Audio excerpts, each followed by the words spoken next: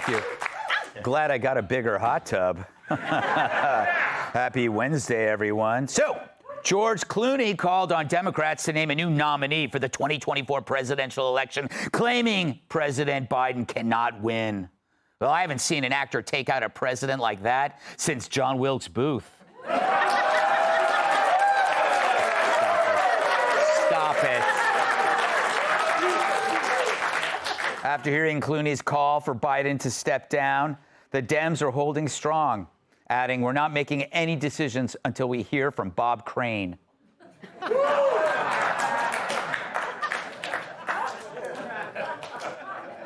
Got to drop a Bob Crane reference in the show once in a while.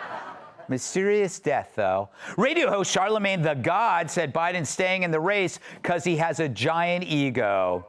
Well, you know it's bad when you're called egotistical by a man who calls himself the God.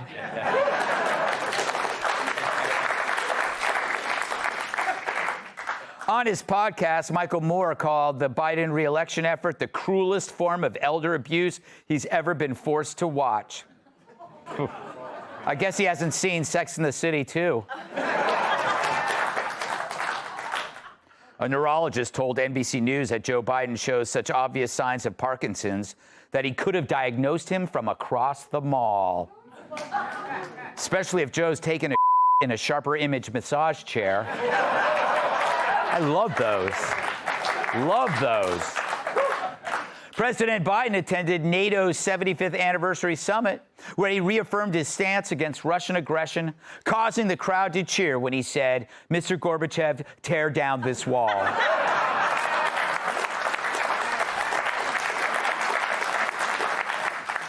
Despite concerns about Biden's mental decline, Democrats say they're not considering the 25th Amendment. This is not surprising, considering the cabinet hasn't even worked up the courage to talk to Janet Yellen about her haircut. And finally, according to a new report, Donald Trump's unlikely to choose a vice president with facial hair. Well, better luck next time, Liz Cheney. All right, monologue. So, the last couple of weeks have been a joy, watching a hoax implode before our country's eyes. It's hilarious, but hardly unbelievable. And some might say our response has been mean. But that's like a victim of a crime being called cruel for expressing satisfaction over justice being served. The really cruel ones are those dragging a demented, frail man around the world for power, and the only thing that will stop them is if Biden drops dead. Does a party and a leader deserve sympathy when they've been lying and insulting us for 4 years, all to cover up an incapacitated man? No way. I'm like an elephant. I don't forget, and I use my tail to squat away mosquitoes. And yet it's the critics who are at fault. They seem laser focused on Biden's age and acuity, with no headlines on the fact that Donald Trump has been showing serious signs of cognitive decline for years. The grotesque behavioral overreaction by the White House press corps today was on display on video. I'm a little tired of all the Biden bashing that's going on. I'm pissed off at it, frankly. Uh-oh, Joy's pissed. You know what that means? People who work at The View, do not wear red. She might charge. But if only they felt that way when Trump was in the crosshairs. They had no problem saying Russian hookers peed on him. It's not fair to him or the Russian hookers.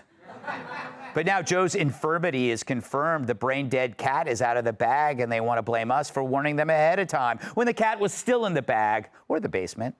But now the media is backtracking. Is it because Joe Biden has somehow convinced them he's A-OK? No. He's convinced them that this is a murder-suicide situation. And the Dems are the hostage negotiators, backing off, talking nice, hoping that the guy doesn't take everyone with him. At some point, though, they're going to act like this is just another story, but it's not. This story can't just go away, and it's their fault. So they'll have, thank you. So they'll have to force it off the screen, which means another hoax will appear. A foreign policy threat, a story about Trump's finances or sex life. Maybe aliens will invade, not illegals, but space. Tip the space aliens, stay away from Texas or Florida. They'll bus you to Chicago. And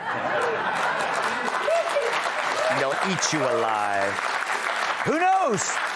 Who knows? Maybe Taylor Swift will dump Travis Kelce for a real athlete. But like Chris Christie's stretch pants, these things have a way of becoming uncontrollable. It's obvious that, like Joe's bowels, the media's lost control.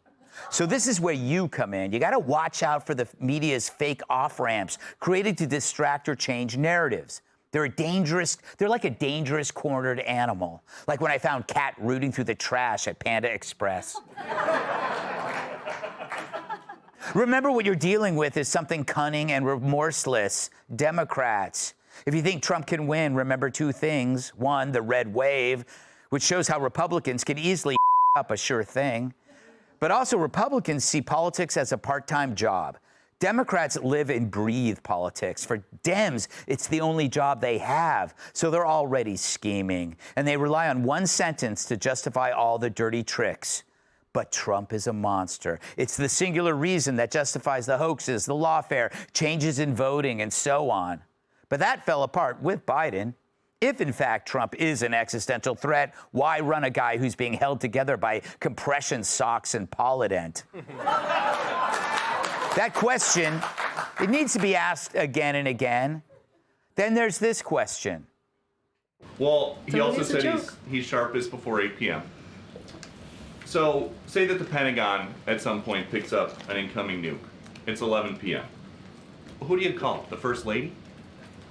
He has a team that lets him know of any news that is pertinent and important to the American people. He has someone that is decided, obviously, with his National Security Council on who gets to tell him that news. This is no gotcha question. It's the only question. When a president is no longer capable, then who's doing the job, especially when there's a terror attack, a Cuban Missile Crisis, or the ice cream machines go down again at McDonald's?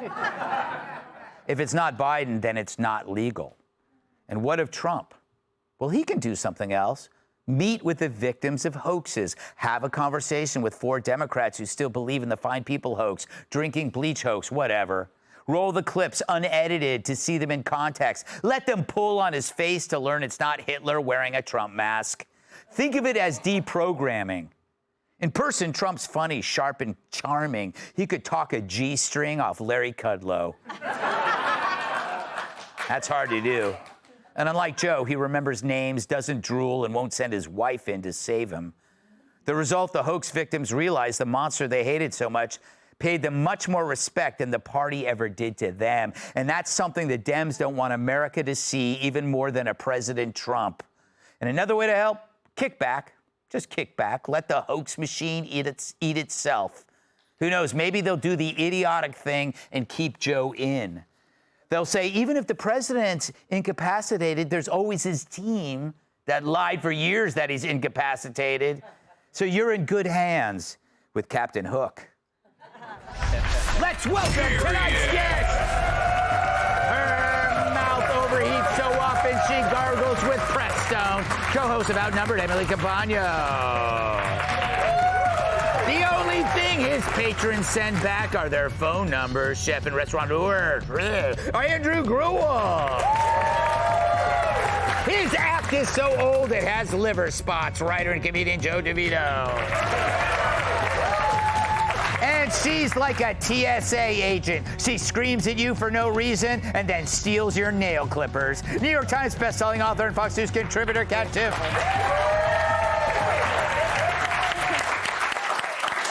I gotta ask you, Emily, about the latest news. George Clooney penning this authored letter in the New York Times. We know he didn't write it. What do you make of this? That nothing happens, to your point, in the Democrat Party, especially nothing published for all the world to see, without someone orchestrating it, blessing it, or ordering it. Because this party, that party, has absolutely zero respect for individuality or independent thought. So the question remains, essentially, who went to him and said, here's what you're going to do? Who blessed that? Was it Obama? Was it these fundraisers? We know that he's a mega donor and he's the largest fundraiser in Democratic Party history. So that means, did someone say, I want my money back? Did someone say, here's the thing, you are insulated from politics, so you're the one that everyone will still love, you lead the charge? And all that does to me is underscore what total our lawmakers are. If they say, oh, here, you do it first, you be the brave one, that none of those people whose salaries we pay were brave enough or man enough to stand up and do it for themselves. But here's the thing, honestly, here's the lesson. They are eating themselves. They are absolutely decompensating. But we cannot just enjoy the flames. We have to do something about it. It is not in the bag. 6 states yesterday by Cook, they were essentially turned over. They now lean Republican instead of Democrat. New York is now a battleground state. Yes. Biden won it by 22 points. But we have to go on voting day. You still have to vote. It is not in the bag. Bottom line, Republicans, stay vigilant, please, because I cannot have it be a distraction. We can't have it be. I have to dispute you. If you walk outside, New York has always been a battleground state. True. It just goes to show, Mr. Gruhl, that lead actors, once they get outside of a movie, are just supporting characters. Like, he just joined the chorus. And the reason why he did it was because he raised all that money, like Emily said, and now he's got on his shoe. Yeah. Yeah, I mean, you are right about the lead actors. I mean, they're really like mayonnaise fortifying a sauce. It's just unnecessary. But what's... Always got to bring the food angle into this. I like that. I think that we need to understand what's happening right now. The Democrats as a whole are mourning, okay? Yeah. And there's various stages to grief. So some of them are in the anger stage. Yes. And I think that they're turning on each other, right? So you've got 3 sects of the Democrats. You've got, obviously, the politicians, you've got the media, and you've got the uber elites. And the media is turning on each other. How could you do this right now? But what's really interesting is that the politicians have moved on. The 3rd stage is the bargaining stage. So they're ready to bargain their way out of this. And I've been thinking about this. How are they going to get Biden out of office? They're going to give him a library. I guarantee you. Right. $150 million. You're probably right. All right. Hunter's going to be the head librarian. He's going to have the Dewey Decimal System, drugs in the drawer. Yes. Jill's going to be in there just kind of poking around it. And then in the way back of the library, you're going to have all of the animals. It's going to be like an animal shelter that have bit somebody at the White House. Right? So it's this nonprofit library / animal shelter. But you're right. They're going to have to bribe him with a building. Yeah. They're going to have to bribe him with, all he lives for, Joe, is the pomp and circumstance of the office, the status. And this is very humiliating. You can identify with humiliation. I can. Look, the man beat Medicare. I don't know what else he wants from him. It's historic victory. It's incredible how it reached a tipping point. Not surprisingly, with a man who can barely walk, but it reached the tipping point where that debate was supposed to be him laying down a beating. Remember, he said, make my day. Yes. Yeah. And he forgot to add from 10 to 4 with a nap around 11:30. So the part I find amazing was that George Clooney in that letter even said, at that fundraising event, I could tell that he was off. Right. Well, why didn't you say anything? You used to be an ER doctor. Yes. Right? You do that. So... And like Emily said, do those donors get their money back? Yeah. Because, I mean, of course, Joe was there, he heard donors, and he thought, oh, bone marrow, stem cells, hair plugs, we got. So I look at it this way, it's their own fault. They let Joe pee in their bed, and now they have to lie in it. Yes.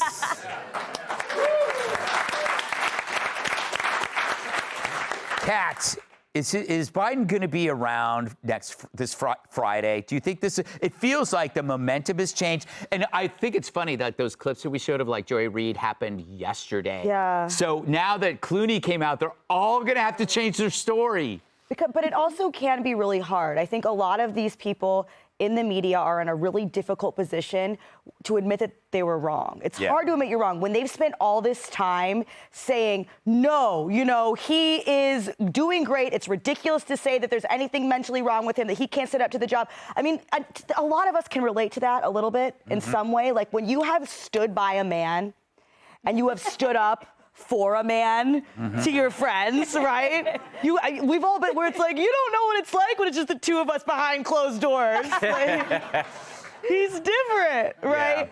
Yeah. And then there'll be like an event. Like the debate was like when it's your birthday party.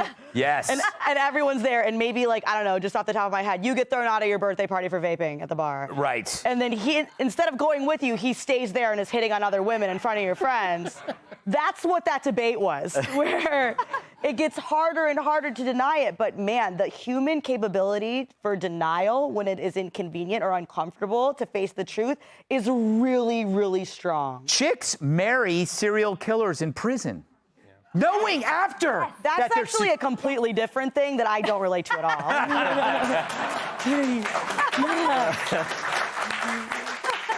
Those pen pals you have tell a different story, Kat. Up next, Biden is driving Dems mad, so they're blaming Vlad. If you'll be in the New York area and would like tickets to see Gutfeld, go to foxnews.com/Gutfeld and click on the link to join our studio audience. Hey, Sean Hannity here. Hey, click here to subscribe to Fox News YouTube page and catch our hottest interviews and most compelling analysis. You will not get it anywhere else.